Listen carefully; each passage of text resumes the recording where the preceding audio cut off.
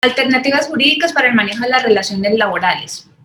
En este punto vamos a tratar un temario de 4 aspectos importantes basados desde el punto de derecho laboral, que son las estrategias para mitigar los litigios laborales en tiempos de COVID, la modalidad para la prestación del servicio personal, como tercer punto, el procedimiento disciplinario y la configuración de la justa causa por incumplimiento al protocolo de bioseguridad. Y cuarto, el manejo de aislamiento sin reconocimiento de incapacidades, que es un tema que pues actualmente se está viendo, ya que tenemos que hacer los aislamientos correspondientes, pero no tenemos reconocimiento de la incapacidad. Y nos hacemos la pregunta de que quién va a asumir el pago del tiempo que dure el trabajador en aislamiento, ya sea por caso sospechoso o ya sea porque realmente su prueba salió positiva. Entonces, iniciemos con el primer temario, que son las estrategias para mitigar los litigios laborales en tiempos de COVID. Como tal, en su medida o cuando sucedió realmente, inició la pandemia, las empresas se vieron enfrentadas a una situación de qué podían hacer con los trabajadores y qué podían hacer con la contratación. Pese a que mucho se dijo de que estaba prohibidas las terminaciones de los contratos de trabajo, siempre la recomendación de los abogados era verificar o tratar de proteger el empleo, ¿sí? No obstante, sí es permitido o sí estaba permitido darle finalización a los contratos que con anterioridad ya se habían preavisado o ya se tenía la finalidad de hacer la terminación del contrato, ¿sí? Hubieron demasiadas pronunciamientos de los juzgados constitucionales que dieron protección a estos trabajadores y ordenaron el reintegro, como otros juzgados que fueron muy dados a la norma laboral, a la verificación como tal de los lineamientos laborales y el acuerdo solemne que existe entre las partes mediante el contrato de trabajo, y no declararon estos derechos fundamentales como violatorios por parte de la empresa. Entonces, dentro de estos aspectos podemos ver que para mitigar todo riesgo nace desde el contrato del trabajo. Entonces, podemos hacer las modificaciones al contrato individual de trabajo, los ajustes a la jornada laboral y los ajustes del salario, ¿sí? Cuando hablamos de la modificación del contrato individual de trabajo, la empresa como tal tiene una facultad unilateral, es decir, que a decisión autónoma puede ajustar ciertos aspectos en cuanto a la forma del contrato, no como tal de fondo. Los aspectos de forma, ¿cuáles son? Son la ejecución del contrato, cómo se ejecuta ciertas funciones en el cargo para el cual fue contratado el trabajador, el tiempo en que debe ejecutar esas actividades, ¿sí? Y el lugar donde va a ejercer el trabajo, ¿sí? El lugar como tal donde lo va a ejercer. Cualquiera de estos 3 aspectos se puede modificar de manera unilateral, es decir, sin la voluntad del trabajador. No obstante, siempre la recomendación es que se llegue a un acuerdo entre las partes y que mediante un otro sí, que es el documento idóneo para hacer este tipo de modificaciones, se realicen este tipo de ajustes o adiciones al contrato de trabajo. En muchos aspectos se vio que dentro de la pandemia habían actividades que no se podían ejecutar en casa y otras que sí se podían ejecutar. Y de aquí partimos en que si hacíamos o no hacíamos ese tipo de modificaciones al contrato. Dependiendo de si esto iba a permanecer por varios tiempo, es decir, iba a ser muy permanente, la recomendación era que se estableciera mediante el otro sí, porque iba a entrar en una nueva modalidad, que más adelante vamos a ver. No obstante, si estas actividades iban a ser ocasionales, las podíamos desarrollar mediante un acuerdo de voluntades o un acta que se establezca entre las partes. Cuando hablamos del ajuste de la jornada, estamos hablando de aquellas medidas que implementó el Ministerio de Trabajo para proteger el empleo, y es cuando sale la circular 021 y 033 del 2020, que están muy seguiditas. Sale primero la circular 021 y luego la circular 033, pero son en tiempos muy cortos, donde nos habla de la flexibilización de la jornada laboral. Como principio o como generalidad siempre de la jornada de trabajo, tenemos que el Código Sustantivo de Trabajo nos estipula el máximo de la jornada, pero nunca nos estipula el mínimo. Es decir, que el empleador nunca podrá superar esa jornada de 8 horas diarias, 48 horas a la semana, ¿sí? Y que todo lo que exceda ese horario, esas 8 horas diarias serán trabajo suplementario o horas extras. Con estas circulares, lo que quería el ministerio es que para aquellas pocas empresas que tenían apertura por su economía, por la misión de su empresa, pudieran iniciar o reactivar sus actividades sin exponer a sus trabajadores al contagio.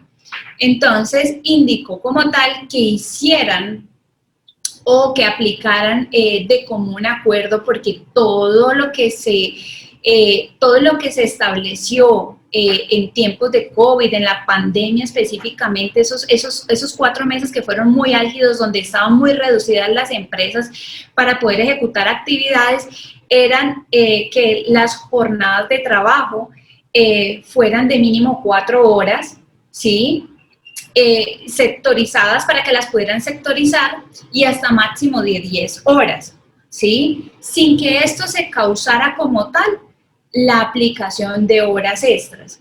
Entonces, ahí, dependiendo de la actividad económica que tenga cada una de las empresas, revisaba de qué manera podría aplicarlo conforme a la productividad que tenga.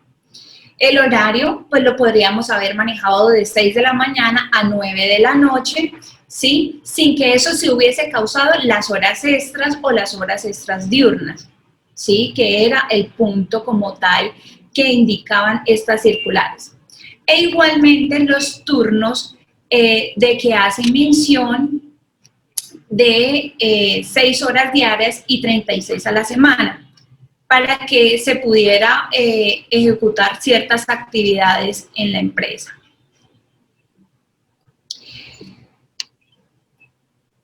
Seguido de esto, de la jornada, podíamos hacer también un ajuste al salario. Eran 3 posibilidades o 3 rangos que tenía la empresa para poder ejecutar el contrato de una mejor manera y poder proteger el empleo, que era la finalidad de los pronunciamientos que daba el ministerio para conservar el empleo y que no hubieran los despidos.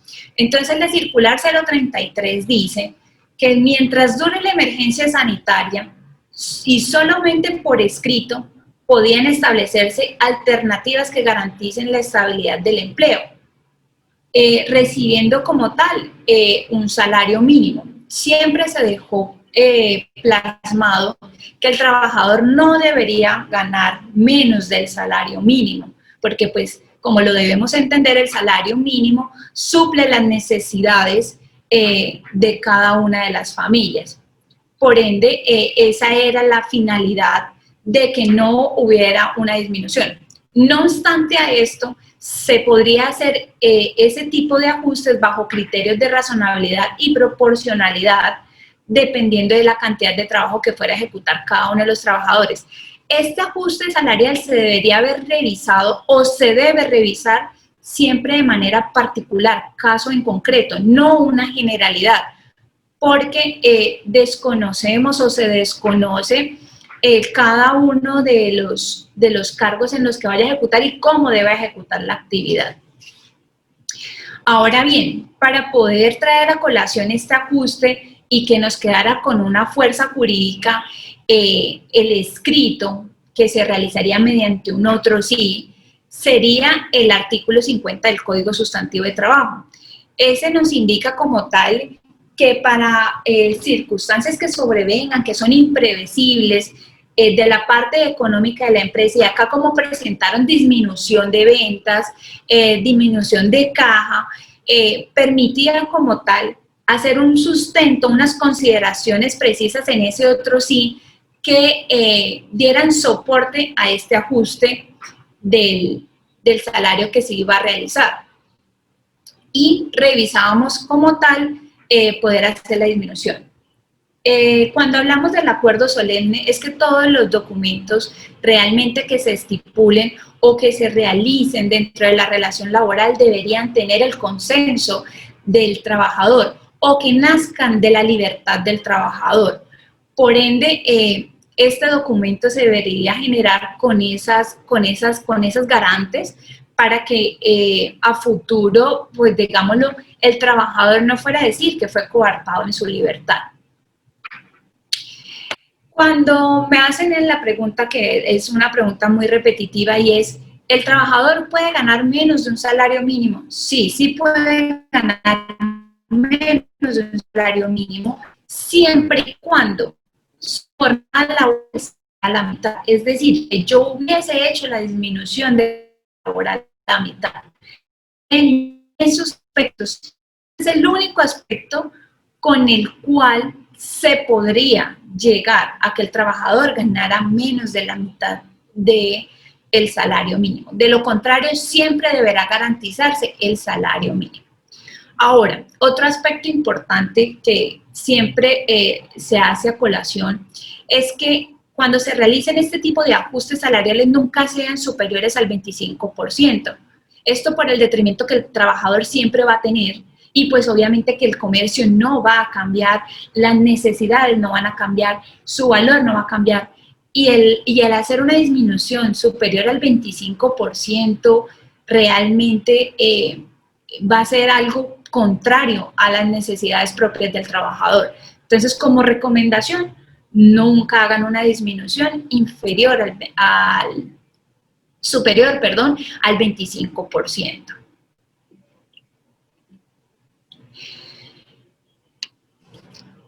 Ahora, como tales tenemos las medidas de la prestación del servicio y en estas tenemos el teletrabajo, ¿sí? Y el trabajo en casa.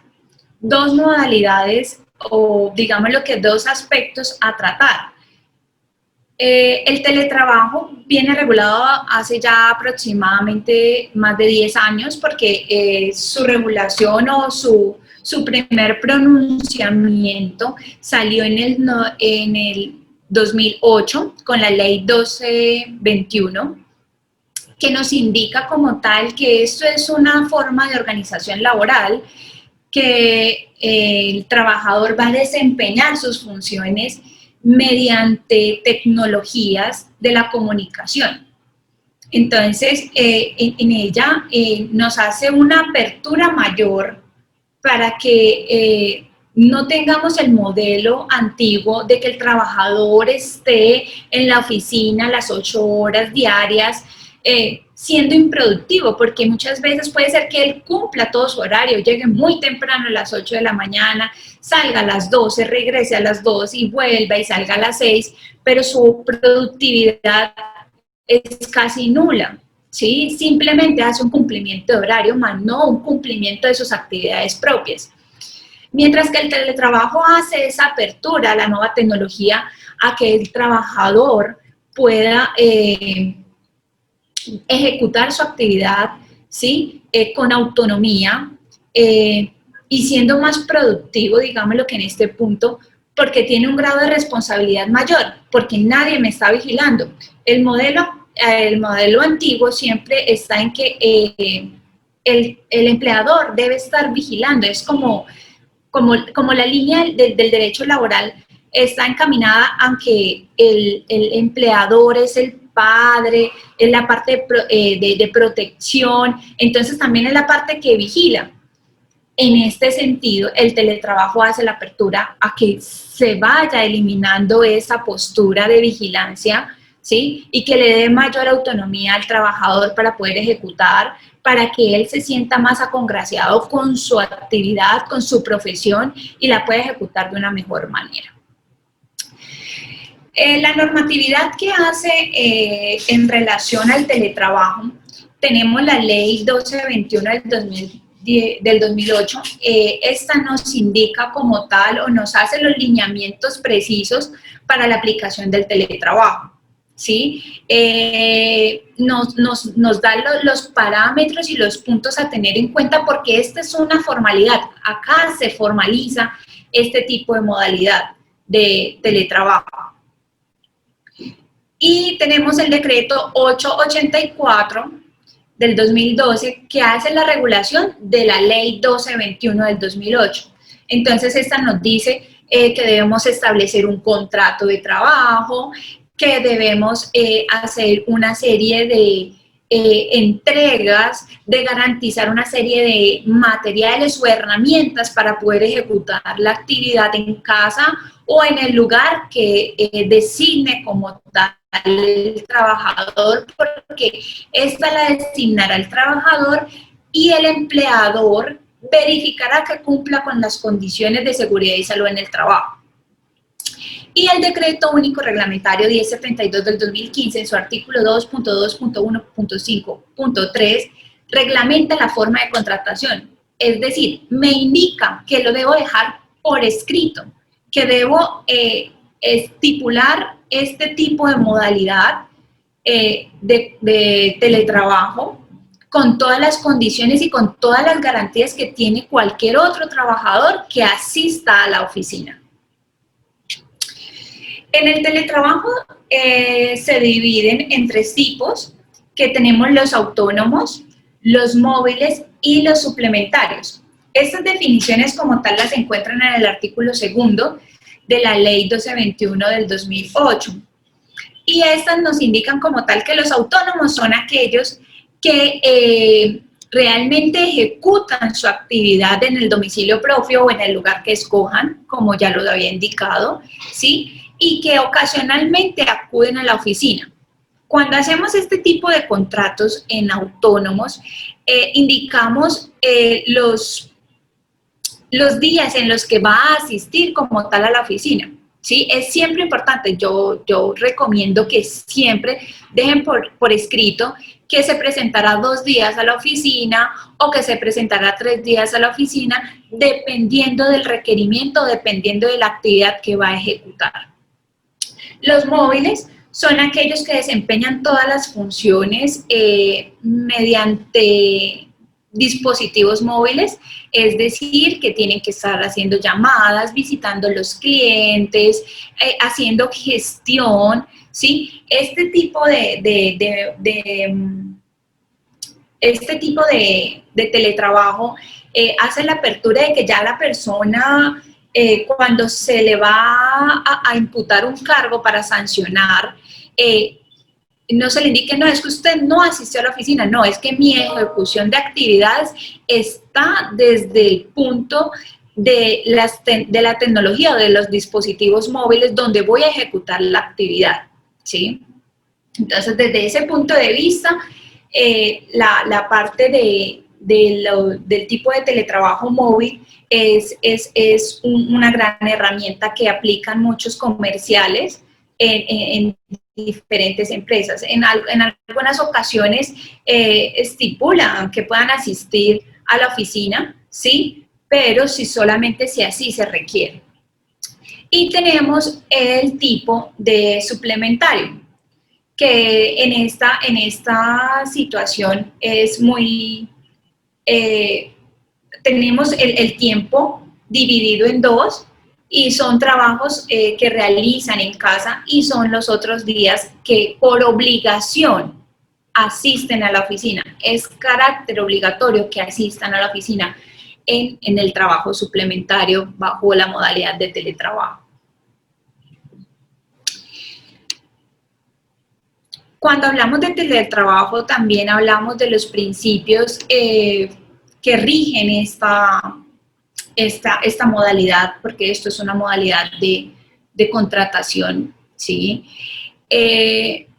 Y va desde la voluntariedad. Cuando hablamos de la voluntariedad, estamos hablando de que el trabajador en cualquier momento puede dejar o decirle a su empleador, señor empleador, yo no quiero trabajar más en teletrabajo, ya tuve la experiencia, hice la exploración, pero realmente a mí no me gustó, no es idóneo para ejecutar las actividades que estoy desempeñando, tengo una carga de estrés elevada y por ende quiero que me devuelva a la oficina.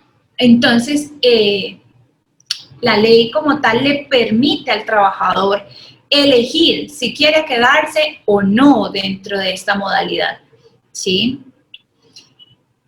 También se podrá mirar en ciertos aspectos si como tal la empresa requiere, dependiendo de su organización, porque recordemos que esta modalidad de teletrabajo es parte organizacional. Entonces, si ese requerimiento que está haciendo el trabajador puede ser ajustado a las necesidades de la empresa y se dará de consenso el cambio de esta modalidad de trabajo.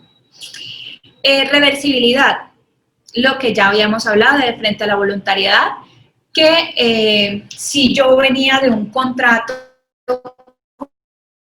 tal normal en el cual asistía a la oficina de lunes a viernes o de lunes a sábado, le indique como tal a mi empleador que quiero iniciar con una experiencia de teletrabajo y que me permita desarrollar esas actividades. Entonces, en ese sentido, puedo que la modalidad que venía tradicionalmente en contratación, cambiarla a teletrabajo y así devolverme igualmente a la modalidad normal de contrato. Igualdad, cuando hablamos de igualdad, estamos hablando que los teletrabajadores tienen los mismos derechos de aquellos que van a la oficina. Es decir, tienen derecho a la asociación sindical, tienen derecho también a todas las premisas que estén desde el punto de vista salarial, de la parte de las premisas de seguridad y salud en el trabajo, todas aquellas que tienen los trabajadores que comúnmente van a la oficina, ellos tienen la misma igualdad de derechos y se deben garantizar los mismos beneficios. Entonces, en estos tres son principios que se deben tener muy en cuenta al momento de aplicar el teletrabajo para no omitir esta regulación. ¿Cuáles son las acciones que debe tener el empleador para implementar el trabajo? Entonces, siempre vamos a partir de la entrega del equipo de cómputo, la conexión, el mantenimiento, el valor de la energía. En esta modalidad la ley es muy clara e indica que siempre se le debe garantizar todas las herramientas en su hogar o en el lugar que designe el trabajador para ejecutar las actividades. Asimismo, se debe verificar que se le apliquen todas las premisas o todas las obligaciones que nos asisten desde la parte de seguridad y salud en el trabajo. No las podemos omitir. Siempre el control que se realice al interior de la empresa se debe realizar en la parte o en el lugar que haya elegido el trabajador para realizar el teletrabajo. Siempre garantizando que tenga una parte ergonómica, los riesgos psicosociales, ¿sí? Entonces, en esa medida vamos a garantizar que el teletrabajo sea efectivo frente a este tipo de obligaciones que le asiste al empleador. Otra acción que debe hacerse es que siempre se haga de forma escrita. Si ya teníamos la modalidad de contrato normal, lo que vamos a hacer acá es un otro sí al contrato para modificar el lugar, ¿sí? Y la modalidad para la ejecución de las actividades. Entonces, en este sentido, se establecerá el respectivo otro sí con las modificaciones a que tenga lugar según o relación a la ejecución de las actividades. El reporte al administrador de riesgos laborales siempre se deberá realizar y el reporte al Ministerio de Trabajo. Esto está en el artículo 7 del decreto 1221 del 2008 y que nos indica como tal que siempre debemos hacer la mención.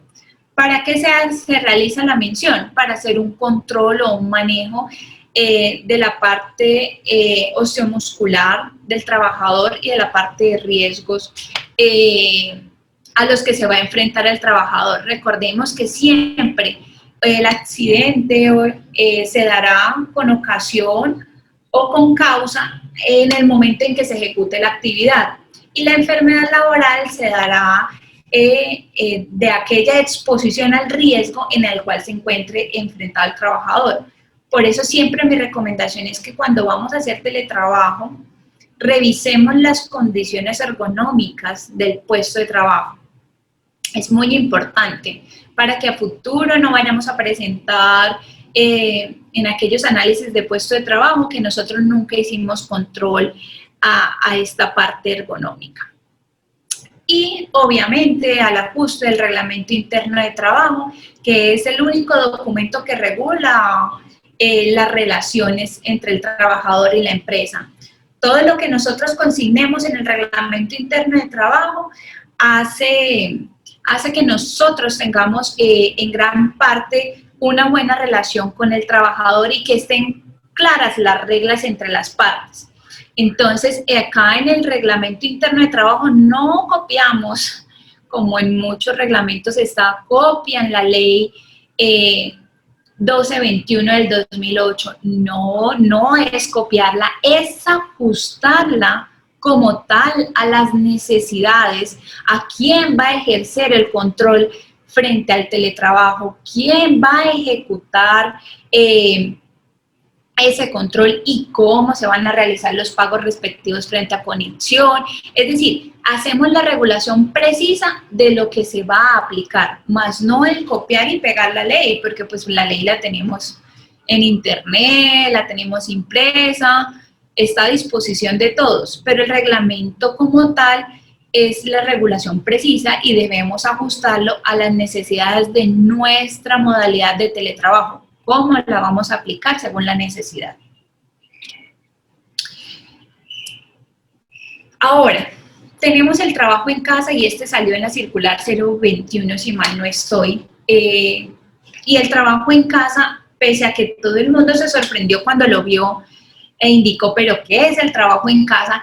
Esta ya venía inmersa en la ley 1221, en el artículo 6, si mal no estoy, ya venía regulada, porque el artículo 6, más adelante lo vamos a ver, indicaba que no todo trabajador que ocasionalmente labora en casa se va a llamar teletrabajador, es decir, será bajo la modalidad de trabajador o se podrá declarar que sea un teletrabajador. Por ende, el trabajo en casa hace mención a aquellos eventos ocasionales, temporales o excepcionales que dan apertura a que el trabajador ejecute esas actividades en casa. Realmente, en la mayoría de las empresas y en razón a la pandemia, como fueron gradualmente haciendo apertura, la modalidad precisa, si realmente la empresa no tiene la intención de aplicar el teletrabajo por diferentes circunstancias que estime que no son convenientes, la modalidad aplicada era el trabajo en casa, ¿sí? Porque va a ser algo ocasional y va a ser una reducción de costos al interior de la empresa, porque recordemos que en el teletrabajo el empleador tiene la carga de hacer el pago de la conexión al internet, de hacer el pago de algunos servicios que está gastando el trabajador en su hogar, ¿sí? O en el lugar que designe. Por ende, en el trabajo en casa no asiste esta obligación porque son eventos ocasionales, no va a ser eventos que van a durar en el tiempo o que se aplique como tal esta modalidad. No obstante, más adelante salió un beneficio para los trabajadores, digámoslo, desde el punto de vista de que como el trabajador no hacía el desplazamiento a la oficina, el auxilio de transporte se convirtió en auxilio de conectividad. Y este auxilio de conectividad les ayudaba a hacer el pago correspondiente al internet, al servicio del internet. Entonces, digámoslo que hubo casi un equiparamiento, ¿sí? Tanto en la modalidad de teletrabajo como en la modalidad de trabajo en casa, siempre se debe tener al presente o se debe garantizar la desconexión digital, porque eso es lo que se ha venido presentando actualmente, que no hay una desconexión o que no hay una estipulación precisa para que el trabajador tenga ese espacio personal, ese espacio con su familia, ¿sí? Sino que se han incrementado las actividades. Para el trabajo en casa realmente lo importante o lo recomendable siempre fue establecer el acuerdo de voluntades de trabajar en casa, ¿sí? Y de generar en algunas oportunidades las herramientas, porque no todas las personas tienen los equipos de cómputo. Entonces, en esta medida, el empleador podía haberlo suministrado a hacer el desplazamiento de estas herramientas para que el trabajador pudiera ejecutar las actividades. En el trabajo en casa, pese a que no está la regulación precisa, lo conveniente era que sí se aplicara como tal una jornada de trabajo, ¿sí? La misma o muy posiblemente la misma que ejecutaba dentro de la empresa, porque como esto va a ser ocasional, ellos sí podrían cumplir un horario, no como en el teletrabajo, que en el teletrabajo no está visto una carga o un horario específico, porque ellos tendrán autonomía en poder ejecutar ciertas actividades. Mientras que en el trabajo en casa sí podríamos establecer el horario de conexión, el horario de desconexión, los espacios, porque teníamos que permitir los espacios o permitir siempre los espacios para el descanso dentro de la jornada laboral, ¿sí? Y obviamente la desconexión, que es muy importante que lo tengan al presente. En el trabajo en casa se tienen las mismas garantías que se tienen en el teletrabajo, todas las que ya había mencionado, la remuneración, los beneficios extralegales o los beneficios legales que se tenían, la parte sindical es importante que lo tengan al presente, por ellos estar trabajando en casa no pierden esas garantías del derecho colectivo. Ahora, como tal tenemos que cierta regulación salió desde la circular 021 del 2020 por parte del Ministerio de Trabajo e indicaba los puntos precisos o los que derivan del trabajo en casa, que es que sea una situación ocasional, temporal y excepcional. Si la actividad todavía persiste a esta fecha, realmente no estamos hablando de un trabajador en casa, estamos hablando de un teletrabajador y deberán formalizarse la respectiva relación, ¿sí? Porque ya actualmente considero o creo que no hay empresa alguna que no esté ejecutando la actividad, ¿sí? Cosa distinta sería que por aquellos cercos epidemiológicos que tenemos que realizar por contactos directos con personas con COVID o con sintomatología y que los enviamos a aislamiento, hagan su trabajo en casa, ¿sí? Esto, ahí nacería como tal el trabajo en casa, porque sería excepcional, ¿sí? Sería algo que nosotros no teníamos previsto como tal y que va a ser por un lapso determinado de 14 días a 21 días, que es el tiempo en el que deben de estar en aislamiento preventivo, ¿sí? O en cuarentena, pero pues más adelante lo vamos a ver. Entonces, en esta medida, la circular nos indica como tal que debe ser una situación ocasional, temporal y excepcional. De ahí nace. Y tenemos la ley 1221, como lo había indicado anteriormente, que nos hacía la regulación precisa y en su artículo 6, y nos dice, una persona que tenga la condición de asalariado no se considera teletrabajador por el mero hecho de realizar ocasionalmente su trabajador como asalariado en su domicilio o lugar distinto de los locales de trabajo del empleador, en vez de realizarlo en su lugar de trabajo. siempre digámoslo que la palabra clave en este sentido es que sea ocasional o excepcional, ¿sí? Algo que no nos implique la permanencia de ejecución de actividades en casa, ¿sí? De esa medida partimos para hacer cualquier, o para desvirtuar.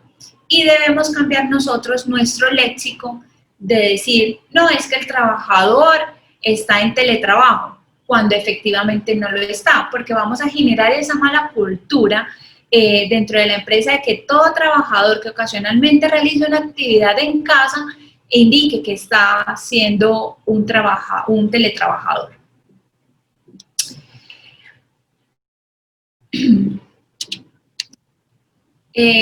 Como tal, actualmente tenemos, y esto es como una actualización que quisiera compartir con ustedes, son los proyectos que están en este momento en camino para hacer este tipo de regulaciones, y está como tal los proyectos de ley, el proyecto de ley del Senado número 71, que habla de la desconexión digital, porque se ha visto el incremento de aquellas patologías de riesgo psicosocial por el estrés que tiene el trabajar en casa, tener que atender diferentes puntos como tal el cuidado de los niños, la atención de la comida y adicional la carga laboral. Entonces ha hecho un incremento como tal de que el trabajador en ese aumento de actividades no se desconecte. Entonces son las 8 de la noche, las 10 de la noche y él está contestando correos, está recibiendo llamadas. Entonces en ese punto es en esta medida en que se está generando este proyecto de ley para garantizar la desconexión digital.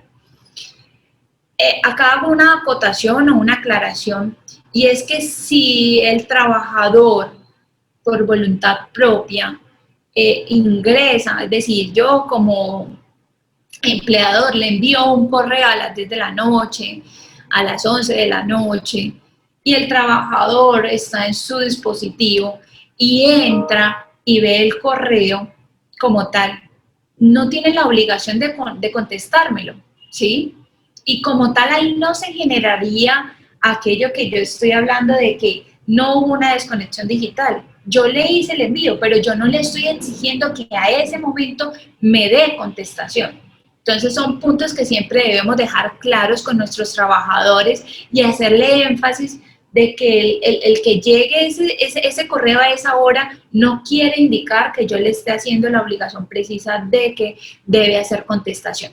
No obstante, vuelvo y repito, los softwares que ahorita están, el Outlook, el Gmail, el Hotmail, permiten que yo los pueda generar en la noche, correos, puedo generar correos y colocarles que llegan al día siguiente, a la primera hora hábil del día, 7, 8 de la mañana, que es el momento en que inicia la jornada del trabajador. Entonces, esto es como una recomendación de que revisen las herramientas y puedan hacer esa aplicación para que a futuro, ante un litigio, no se presente la mala interpretación de que yo le estaba dando direccionamientos a las 11 de la noche y como tal no hubo desconexión laboral, cuando el trabajador ni siquiera me hizo la contestación a esa hora, ¿sí? Ni tampoco indicaba como tal que debía contestarlo en esa hora. Entonces, eso es importante que también hagan una revisión con la parte de sistemas. El proyecto de la ley de la Cámara de Representantes 192 del 2009 que habla del contrato de trabajo virtual. Este proyecto de ley hace mención a que desde el proceso de selección hasta al momento de la firma del contrato se realice de manera virtual. Entonces, que yo pueda hacer la entrevista de manera virtual, que me permita firmar los documentos de manera virtual para poder evitar ese tipo de contactos. No obstante, yo no soy muy partidaria de este proyecto, pese a que facilitará poder hacer contrataciones en el exterior o en otras ciudades sin hacer el desplazamiento, pero pues siempre soy dada a que la cercanía hace que en muchos aspectos puedan ser visibles, ¿sí? Entonces, en este sentido, creería que esa sería como el punto en que no entraría a tener una discusión mayor o a una aplicación que sea mayor dentro de las empresas, simplemente y llanamente por la necesidad de ese tipo de contratación.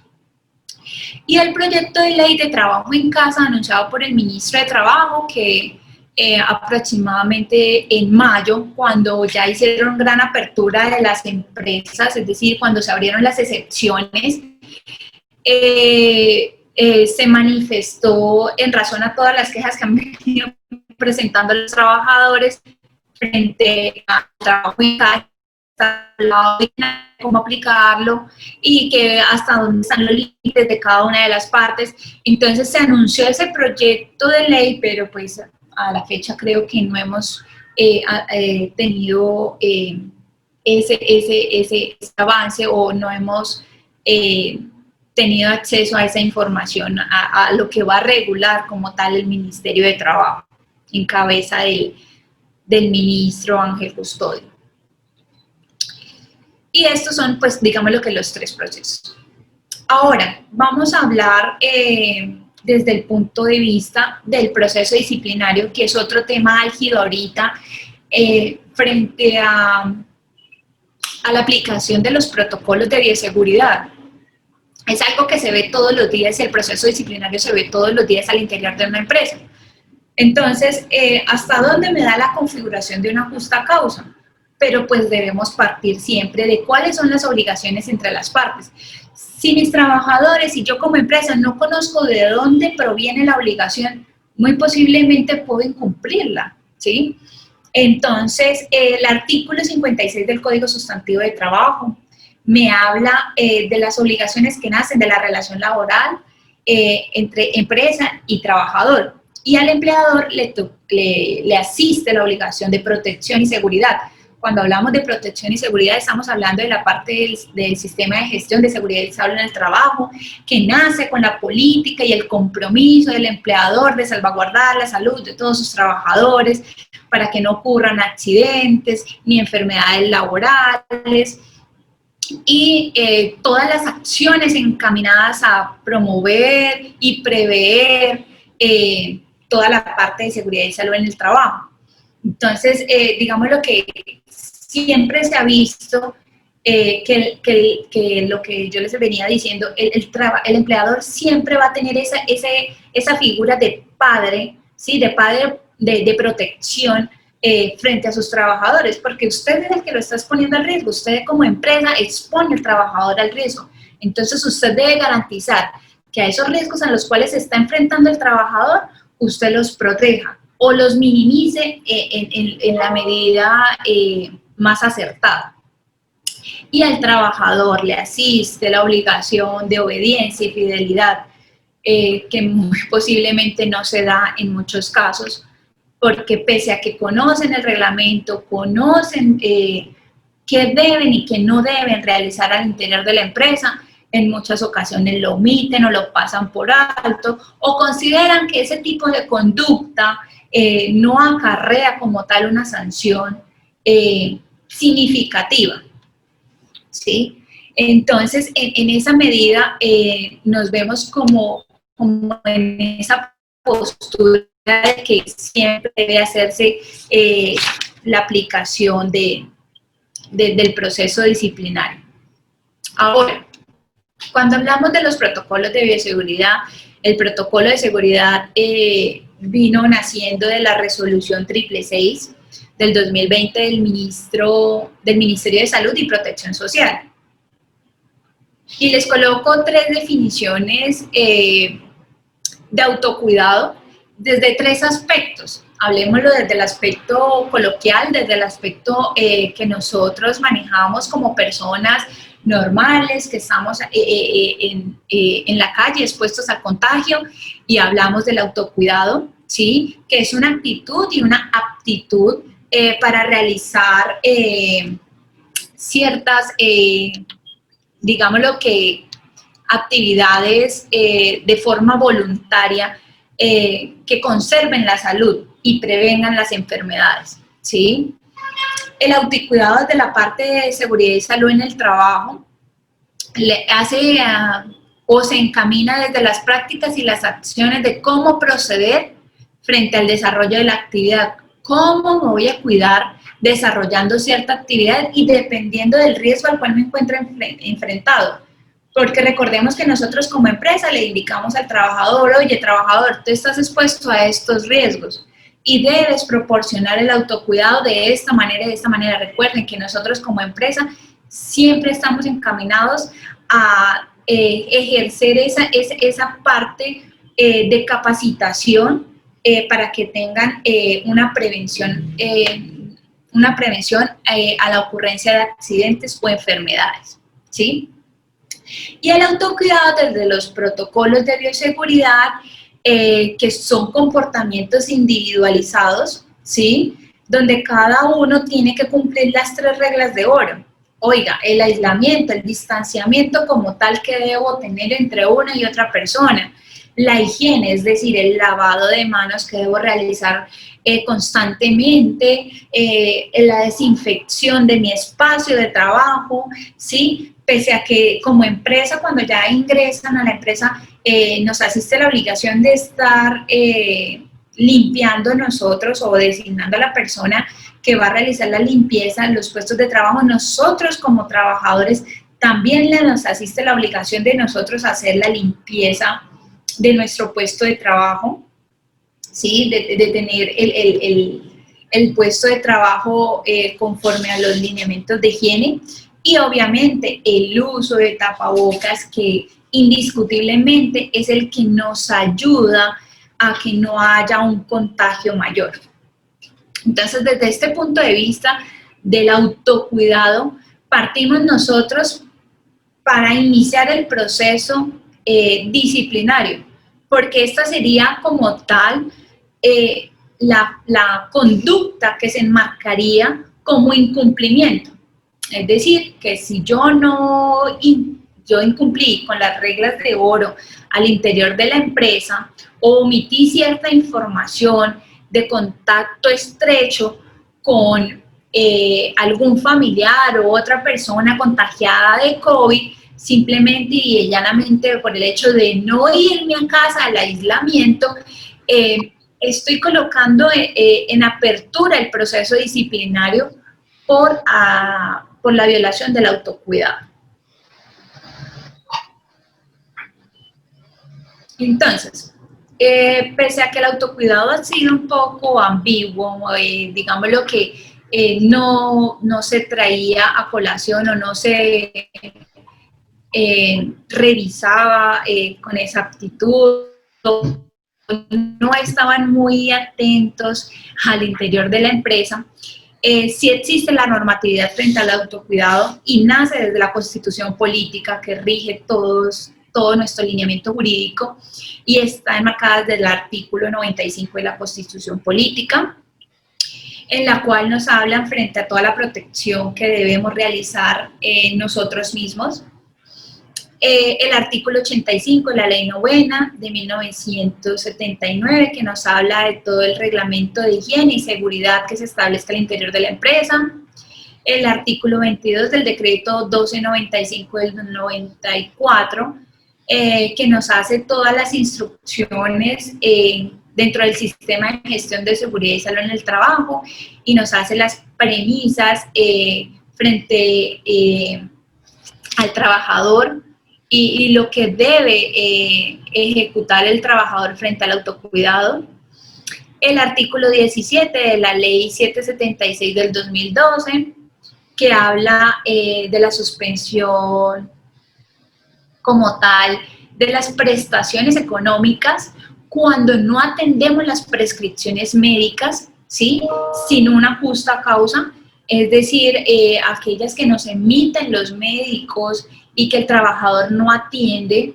Y entonces, en este sentido, como tal, el sistema, por ese tipo de incumplimientos, deja de dar las prestaciones económicas, es decir, el pago de esas incapacidades cuando yo no las atiendo, ¿sí? Y tenemos el decreto 1072 del 2015 en su libro segundo, parte 2, título 4, capítulo 6, que nos habla de las obligaciones precisas, del autocuidado, de informar la condición de salud de forma clara y veraz, ¿sí? De todas esas obligaciones que nacen de la relación contractual. Y el decreto 1168 del 2020, donde nos habla, y este fue el que hizo la apertura a ese aislamiento selectivo preventivo, que ya era individualizado a cada una de las personas del territorio colombiano, donde cada uno es autónomo y puede salir, ¿sí? Puede salir, pero siempre conservando los protocolos de bioseguridad, es decir, las 3 reglas de oro que ya habíamos mencionado anteriormente. Ahora, una vez explicado esta parte del autocuidado y qué es la conducta que se va a enmarcar para iniciar con el proceso disciplinario, debemos tener en claro que tenemos la facultad disciplinaria. ¿Y qué es la facultad disciplinaria? Digámoslo que ella nace desde los elementos del contrato y entre ellos está el de la subordinación, ¿sí? El de la subordinación le permite a la empresa como tal ejercer esa potestad de sancionar.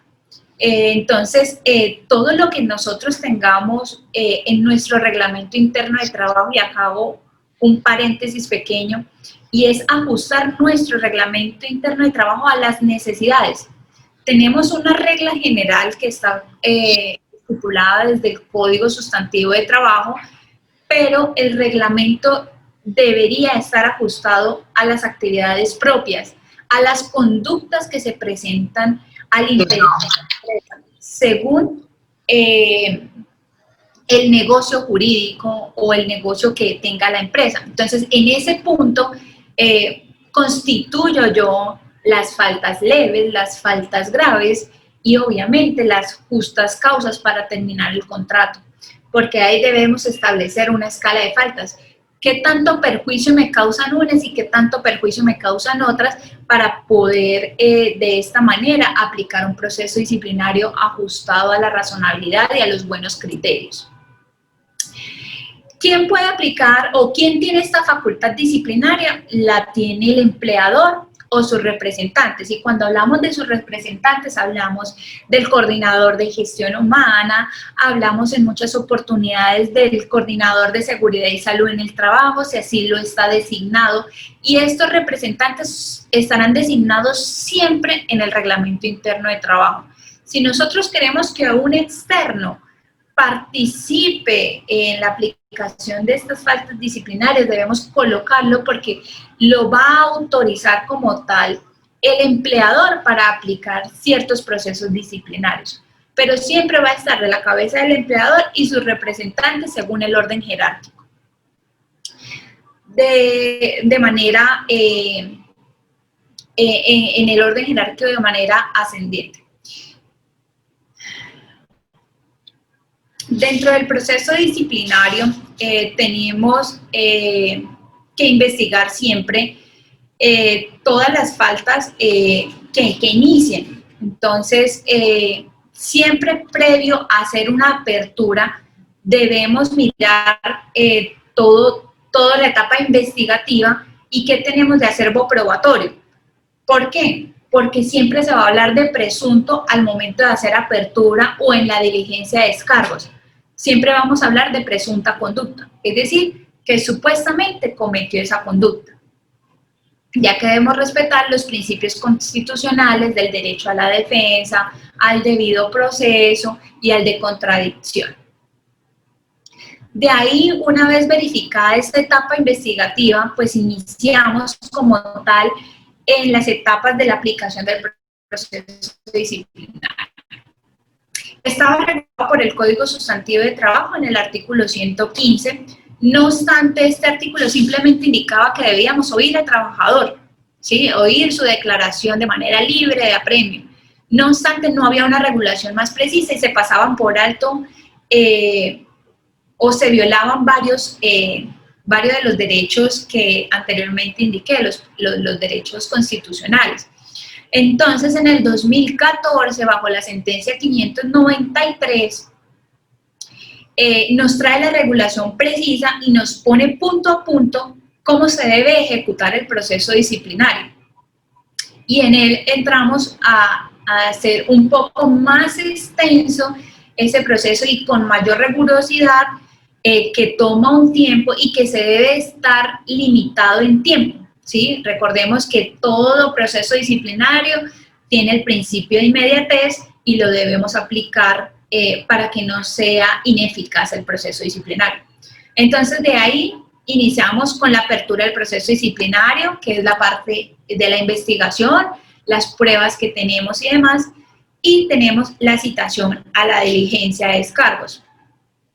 En esta citación se debe establecer la conducta que está cometiendo el trabajador, el incumplimiento dentro del reglamento interno de trabajo y el incumplimiento frente a las causales, si así lo requerimos, del Código Sustantivo de Trabajo, llegado al punto en que fuéramos a terminar el contrato de trabajo, que lo vamos a ver más adelante, que está estipulado en el artículo 62. No obstante, hay algunas conductas que nosotros podemos también tener ahí al presente, que son las del artículo 57 y, si mal no estoy, 57 y 61, si no estoy mal, del Código Sustantivo de Trabajo, que nos habla, perdón, 58 del Código Sustantivo de Trabajo, que nos habla de las obligaciones especiales del trabajador, y del artículo 60, que nos habla de las provisiones del trabajador. Entonces, podemos soportar nuestros procesos disciplinarios también en esos numerales para que le dé mayor soporte jurídico. Y en esa citación se deben describir esas imputaciones de esos cargos que se van a realizar. Posterior a que yo le he entregado la citación y le he dado un tiempo prudencial para que el trabajador haga lectura, interiorice la citación y pueda recaudar sus pruebas, porque recordemos que en la citación le hacemos entrega de las pruebas y él puede controvertir esas pruebas, las puede realizar dentro de la diligencia de descargos. Esto, y hago un paréntesis, lo pueden ejecutar dependiendo de cómo lo tengan estructurado en su reglamento interno de trabajo. Porque puede ser que en la diligencia de descargo sea la única etapa en la que pueda presentar pruebas, como puede ser que en la etapa siguiente, en el momento del recurso, pueda también presentar pruebas. Pero esto lo constituyen ustedes dependiendo de las necesidades propias de la empresa en el reglamento interno de trabajo. Cerrado este paréntesis, entonces, se hace apertura a la diligencia de descargos, donde se va a escuchar el trabajador y se levanta la correspondiente acta. Esta diligencia de descargos es un cuestionamiento que le realizamos al trabajador dependiendo de la finalidad o a donde nosotros queremos llegar a ver o a evidenciar si la conducta efectivamente fue realizada por el trabajador, si fueron bajo la negligencia del trabajador o si fue bajo la mala fe del trabajador. Aquí es donde yo voy a escuchar al trabajador. Cerrada esta diligencia de descargos, es importante, bueno, a ver, me salté un pedazo donde en la citación nosotros le indicamos al trabajador si se puede presentar con testigos y si se puede presentar con alguien más, porque se puede presentar con un abogado. Entonces, en la diligencia de descargos se debe estipular qué personas están presentes dentro de la diligencia de descargos. En ocasiones, quien va a ejecutar el proceso disciplinario puede estar acompañado del jefe del proceso para apoyo, porque recordemos que muchos gestores humanos no conocemos a fondo el proceso de planta y pedimos el apoyo. Entonces, se deja estipulado que va a estar en acompañamiento para la parte del gestor humano, el jefe de planta. Y si el trabajador se presenta con los testigos correspondientes, ya sea porque tienen ustedes un sindicato, se deberá presentar con dos del sindicato, o si no, se puede presentar con cualquier otro compañero. Si ustedes no tienen sindicato, se puede presentar con cualquier compañero o se puede presentar con su abogado, si así lo requiere el trabajador.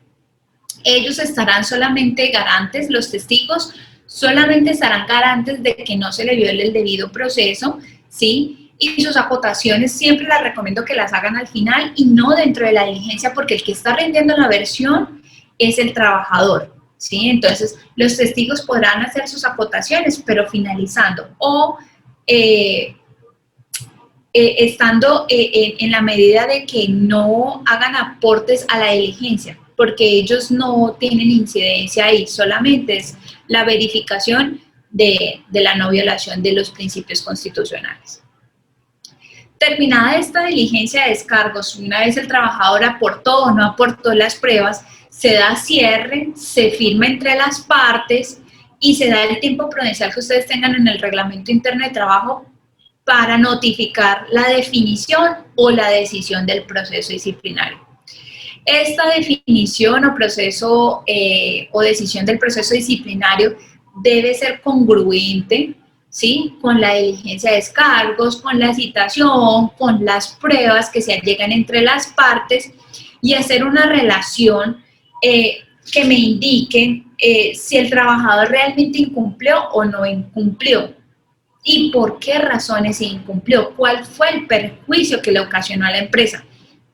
Y de esta manera estipular la sanción que ustedes tengan dentro del reglamento interno de trabajo. No pueden imponer otra sanción que ustedes no tengan dentro del reglamento interno de trabajo, ni pueden tasar la sanción sin pasar por alto la escala de faltas disciplinarias que tengan en el reglamento interno de trabajo, a menos que la conducta sea de tal magnitud que me permita llevar directamente a la terminación del contrato de trabajo. Ahora, anteriormente no había una segunda instancia, simplemente se hacía el cierre del proceso disciplinario, se sancionaba y quedaba ahí. Con la sentencia del 2014 se hace la apertura a una segunda instancia, es decir, a que acuda un superior. Si me lo aplicó el gestor humano, entonces aplicará a la gerencia general. Sé que para las MIPYMES es muy difícil esta segunda instancia porque son muy pocas personas al interior de la empresa, o sea, son 5, 8, máximo 10. Entonces, lo importante es que siempre haya esa participación o esa escucha para que el trabajador exponga los argumentos correspondientes a por qué no está de acuerdo con esa sanción y demuestre, porque debe demostrar que realmente controvierte la sanción, ¿sí? O que me diga que lo tase de una manera inferior por ciertas circunstancias que él tenga como probables. Entonces, como recomendación para las MIPYMES, siempre que haya una segunda instancia. Ahora, después de que hemos ejercido todo el proceso disciplinario, vamos a hablar si es viable que el protocolo de bioseguridad con la conducta de autocuidado me constituya una justa causa. Y la verdad, soy muy dada a que sí se podría constituir una justa causa, pero, siempre el pero, es que esté evidenciado el perjuicio, ¿sí? Es decir, el trabajador omitió su condición de salud y por su omisión de salud y de que era una persona asintomática, me contagió al grupo de producción X. Entonces me tocó cerrar esa parte de la producción y no tengo nuevo personal, entonces me causó un perjuicio. En ese sentido, la configuración de una justa causa es totalmente viable, ¿sí? Dado de que el trabajador omitió ese tipo de condición de salud. Ahí, en ese punto, daría como tal a una terminación con justa causa. Es decir, deberíamos iniciar con todo el proceso y darle como tal,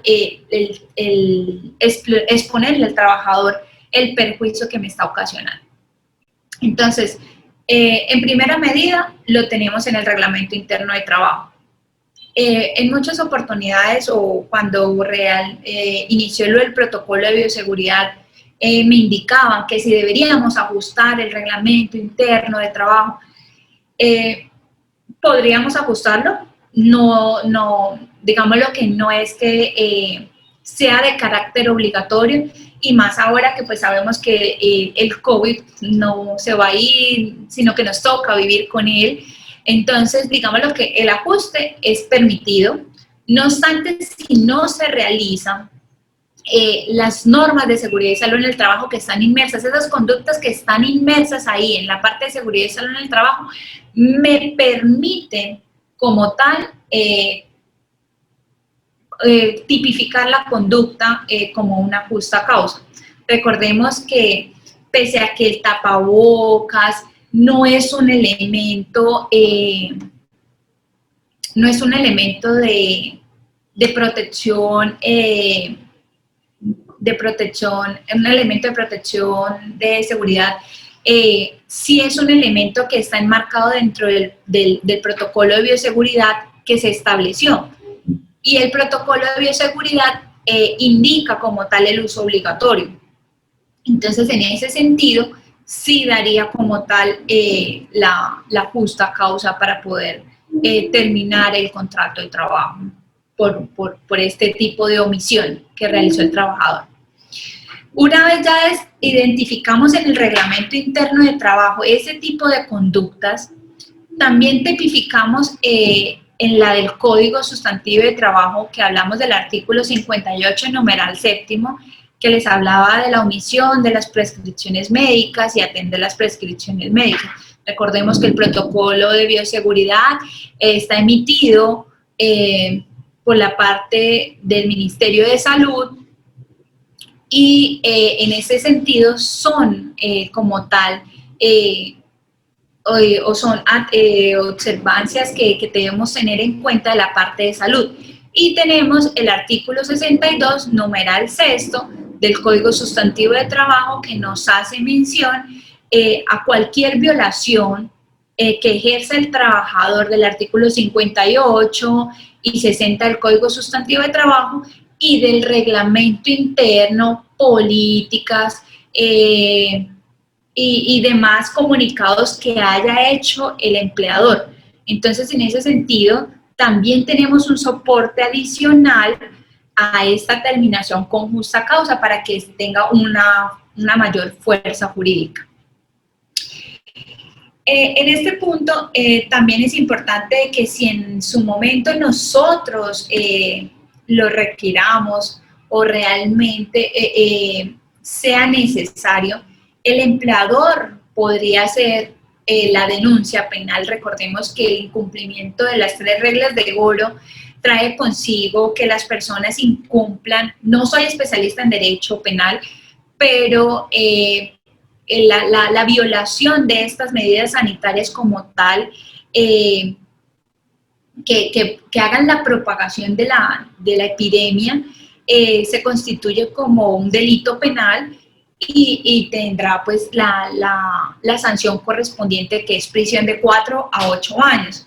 Entonces el empleador en su momento podrá tomar la decisión si varios de sus trabajadores fueron y se logra demostrar, porque pues digámoslo, el contagio se puede ejercer por fuera como se puede ejercer adentro. Eso es dependiendo del cerco que nosotros hubiésemos realizado o del control que estemos realizando al interior de la empresa para identificar si realmente lo adquirió al interior. Por eso es muy difícil y tenemos que ser muy prudentes en la aplicación de esta denuncia para que no sea una denuncia no ajustada a la realidad, ya que la propagación, el contagio lo pudo haber tenido fuera de la empresa, ¿sí?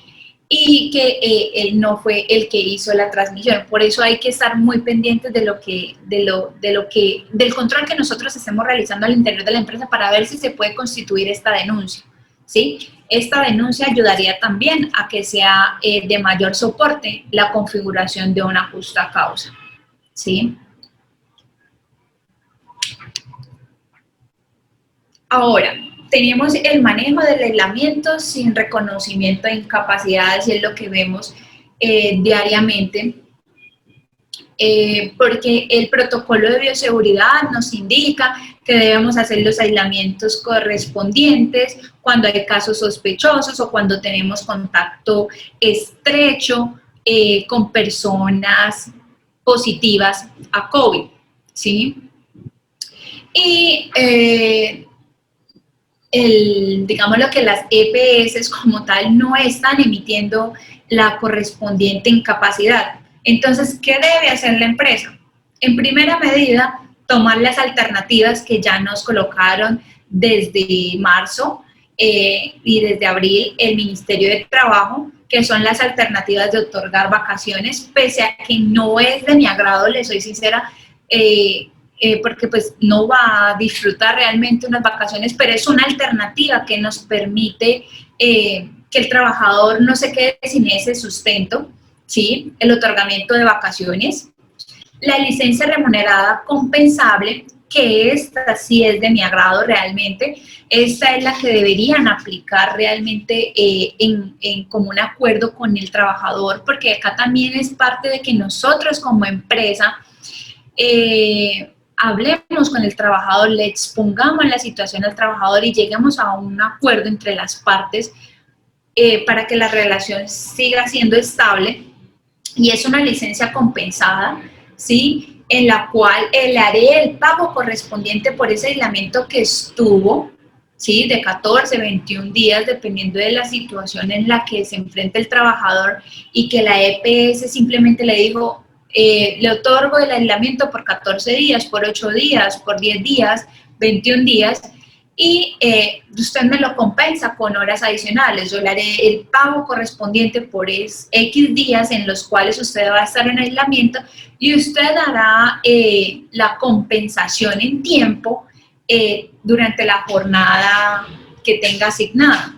Entonces, el trabajador estaba 8 horas, las 2 horas adicionales que se va a quedar no se causarán como horas extras o como horas suplementarias, sino que estas serán las horas con las cuales va a compensar el monto que se le pagó por el tiempo de aislamiento.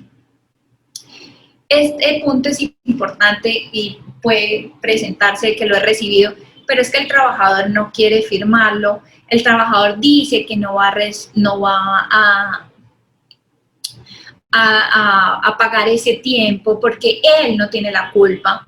Sí, efectivamente él no tiene la culpa y tampoco nosotros como empresa tenemos la culpa, pero pues acá debemos también ponernos en parte y generar una cultura en nuestros trabajadores de ponerse también en la línea de la empresa y tener la consideración que deberían tener, porque pues estamos en una crisis que no nos esperábamos ninguna de las dos partes. Entonces, en ese sentido, ayudará a que nosotros podamos tener una mejor relación y que ninguna de las dos partes se vea afectada. Ahora, una concertación en salario. En este punto, muchas empresas son generosas, ¿sí? Y concertan en ese tiempo el salario. Entonces, hacen una concertación del 50%, ¿sí? Que será denominado como auxilio, pero será prestacional. Recordemos que este tipo de concertación salarial no podrá darse por fuera, sino la tendremos en su mayoría como parte salarial y concertaríamos el 50% para el tiempo en que dure en aislamiento. Esas serían como unas buenas estrategias para aplicar cuando tenemos ese tipo de aislamientos sin reconocimiento de incapacidad. No obstante, ya salió el primer pronunciamiento. El salió el primer pronunciamiento hace como una semana, si mal no estoy, o en esta semana, no lo tengo al presente, donde el Juzgado Quinto Municipal de Pequeñas Causas Laborales de Barranquilla hace una exposición de los decretos correspondientes frente a las prestaciones económicas que deben realizar las entidades prestadoras de salud, EPS y las IPS, y la emisión que debe realizar como tal el médico que envía al trabajador a aislamiento por contacto directo o estrecho con COVID, o en su defecto porque la prueba antígeno le salió positiva y está esperando la PCR, ¿sí? Entonces, él indica como tal que si es un caso confirmado de COVID, podrán y deberán otorgarle como tal el auxilio de incapacidad, ya que es necesario e indiscutiblemente que haga el aislamiento, ¿sí? Que ese aislamiento le impide la prestación personal del servicio y más porque su trabajo no se puede desarrollar en casa. O sea, estos son aspectos que deberíamos tener muy en cuenta en el momento de hacer cualquier tipo de reclamación ante una EPS. Oiga, señora EPS, es que es necesario que haga el aislamiento, ¿sí?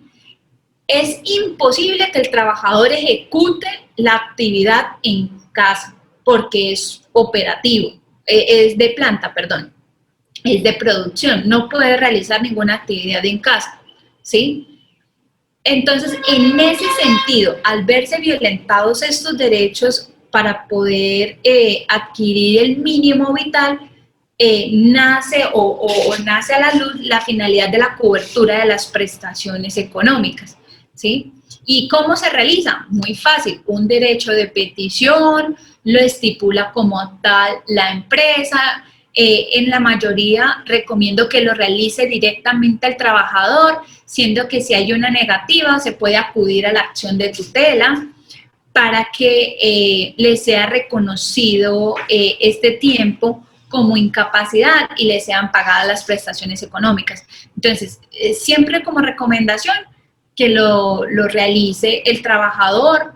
Por eso es importante, muy importante que nosotros creemos en nuestras empresas la cultura de comunicación asertiva. De que el trabajador no nos vea como aquel que siempre está imponiendo, sino que seamos encaminados a que vamos a lograr un fin en común entre los dos, ¿sí? Que tanto él necesita de nosotros como nosotros necesitamos de él.